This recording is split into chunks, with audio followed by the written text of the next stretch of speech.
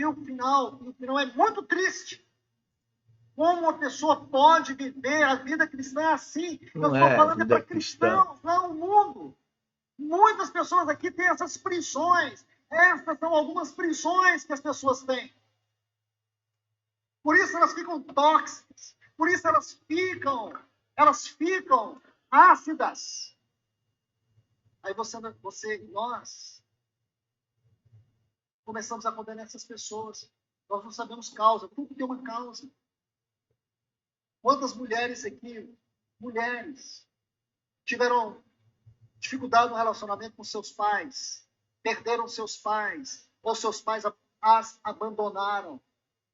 Eu conheço uma irmã aqui, dentre outras. Ela me contou a história o dia que o pai dela foi embora da sua casa.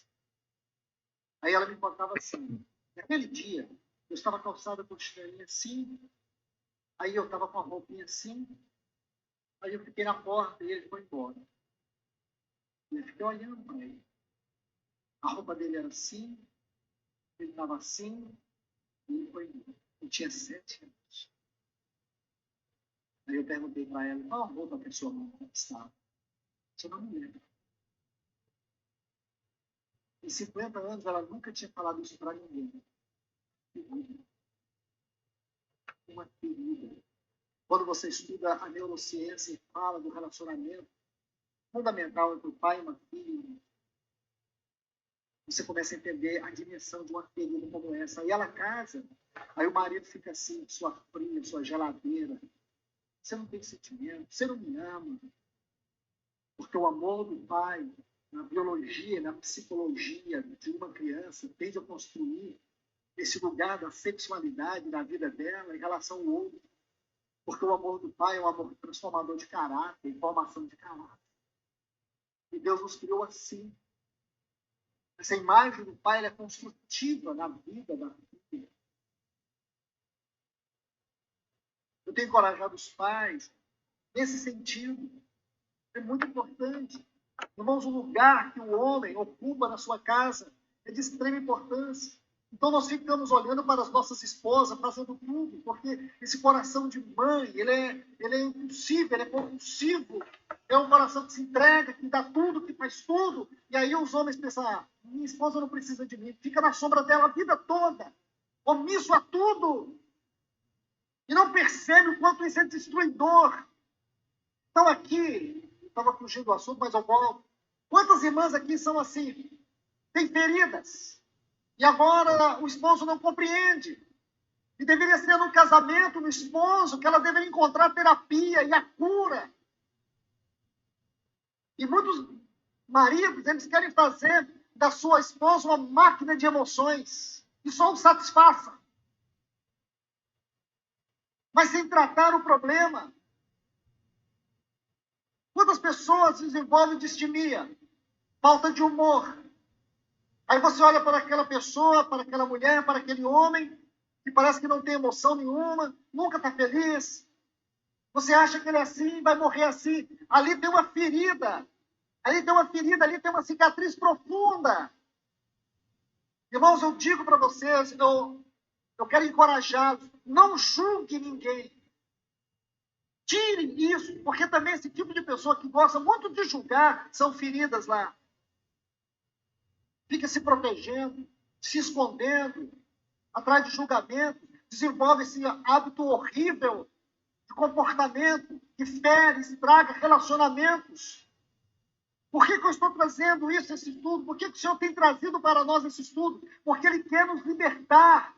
Se nós queremos experimentar um avivamento, irmãos, nós temos que experimentar um avivamento que tenha transformação de caráter. Não é cultos cheio de euforia.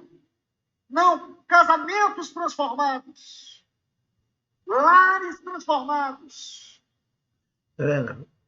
Casamentos transformados, lares transformados. E aí, aquela pessoa que acredita que tem um casamento maravilhoso, ou um lar, filhos e também tudo maravilhoso, é porque não tem consciência da vida cristã. Olha, se é tão maravilhoso, então por que Cristo veio para salvar? salvar aquele que tem saúde? Salvar aquele casamento que é perfeito? Aquela família que é maravilhosa? É porque essas pessoas estão iludidas com Lúcifer. É Lúcifer que põe na cabeça dessas pessoas que o casamento é perfeito, que a família é perfeita. É só conhecer um pouco a história da Bíblia, não existe isso. Existe um perfeito. E não há família, nem casamento próximo de Cristo se não tiver Cristo. É só em Cristo que tem perfeição. E tem que ser nele e nela, nos pais e nos filhos. Quando não tem Cristo, como eu vou falar em perfeição? Só se for a perfeição de Lúcifer. É ele que nos engana, isso não existe. Não no cristianismo. Senão, Cristo não precisava ter vindo. Não adianta a gente ficar fazendo encontros, lendo livros sobre esses assuntos, irmãos, se nós não tratarmos do problema crucial. Crucial. Mente. Mente. Isso é importante. Deixe-me ler um texto com vocês. Então. Gênesis 6, versículos 1 a 3. Preste atenção.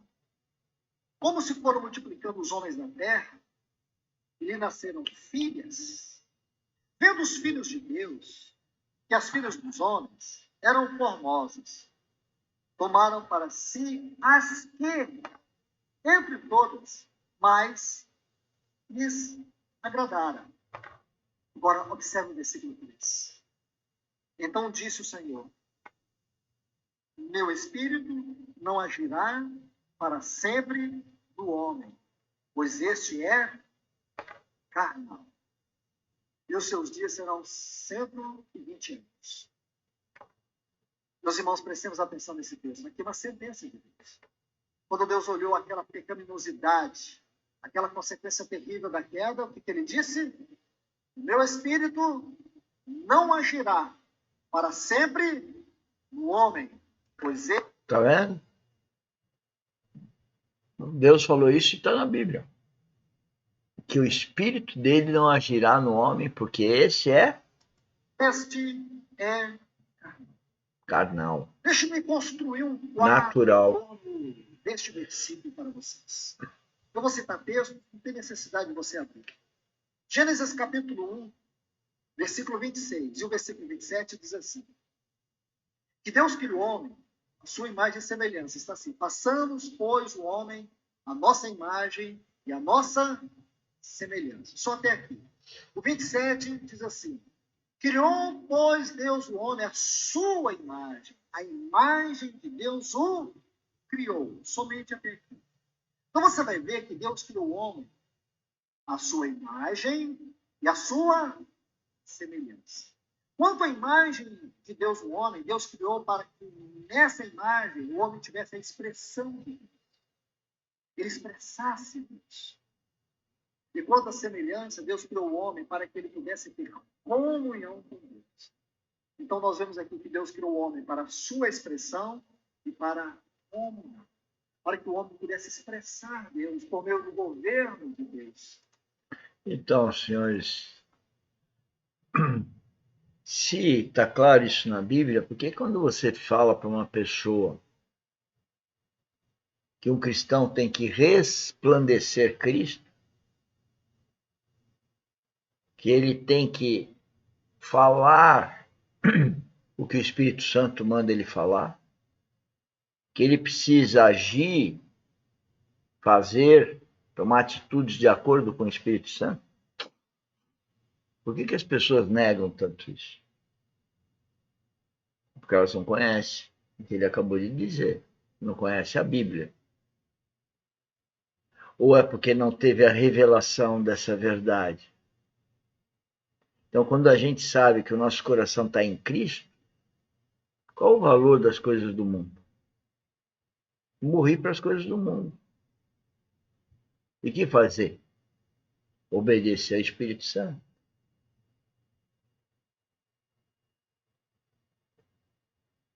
Em algumas passagens, Cristo fala para um jovem para ele dar todos os bens e dinheiro para os pobres.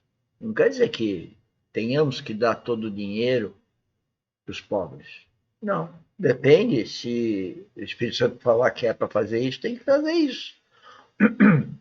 Mas eu, por exemplo, tenho que falar da transformação da minha mente, finalizando a nossa apresentação hoje, e Deus falou para eu doar em vida o meu patrimônio.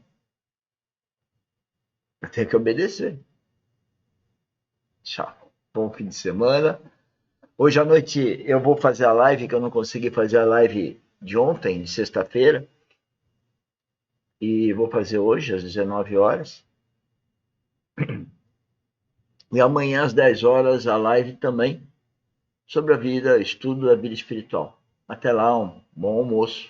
Muito obrigado. Compartilhe o nosso projeto, venha participar do nosso projeto, venha trabalhar conosco. Um beijo no coração. Tchau, tchau.